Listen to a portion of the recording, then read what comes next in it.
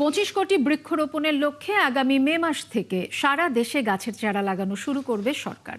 বুধবার সচিবালয়ে প্রধানমন্ত্রীর সঙ্গে বৈঠক শেষে এ তথ্য জানান পরিবেশ, বন ও জলবায়ু পরিবর্তন বিষয়ক মন্ত্রী আব্দুল আউয়াল মিন্টু। এদিকে পয়লা বৈশাখ থেকে 9টি উপজেলায় পরীক্ষামূলকভাবে কৃষক কার্ড দেওয়া হবে বলে জানিয়েছেন কৃষিমন্ত্রী আমিনুর রশিদ।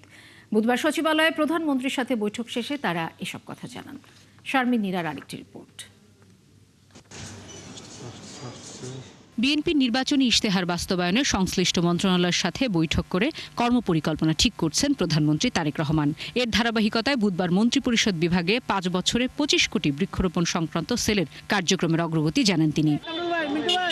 বৈঠক শেষে বন ও পরিবেশ মন্ত্রী জানান, আসছে মে মাস থেকে বছরে 5 কোটি গাছের চারা লাগানোর কর্মসূচি শুরু হতে যাচ্ছে। মে মাস থেকে আমাদের এই বৃক্ষরোপণ শুরু, তো আমরা চাচ্ছি যে এবছরে আমরা যেন 5 কোটি পূরণ, সেটা নিয়ে আমরা বিস্তারিত গাছ লাগালে তো দূষণ কমবে। পরে কৃষক কার্ড কর্মসূচির অগ্রগতি নিয়েও বৈঠক করেন প্রধানমন্ত্রী। বৈঠক শেষে কৃষিমন্ত্রী আমিনুর রশিদ জানান, পহেলা বৈশাখের মধ্যে 9টি উপজেলায় কৃষক কার্ড বিতরণের পাইলট প্রকল্প চালু হবে। কার্ডের মূল উদ্দেশ্য যেটা আছে সেটা হলো উৎপাদন, ভোক্তা,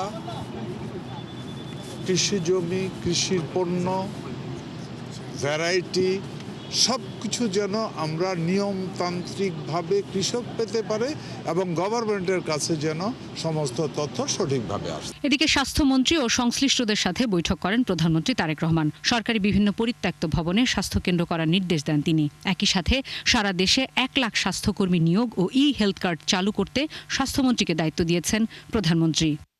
এদিকে প্রধানমন্ত্রীর 2 জন রাজনৈতিক উপদেষ্টা নজরুল ইসলাম খানের দায়িত্ব বাড়িয়ে কৃষি ও রুহুল কবির রিজভীকে শিল্প মন্ত্রণালয়ে অতিরিক্ত দায়িত্ব দেওয়া হয়েছে।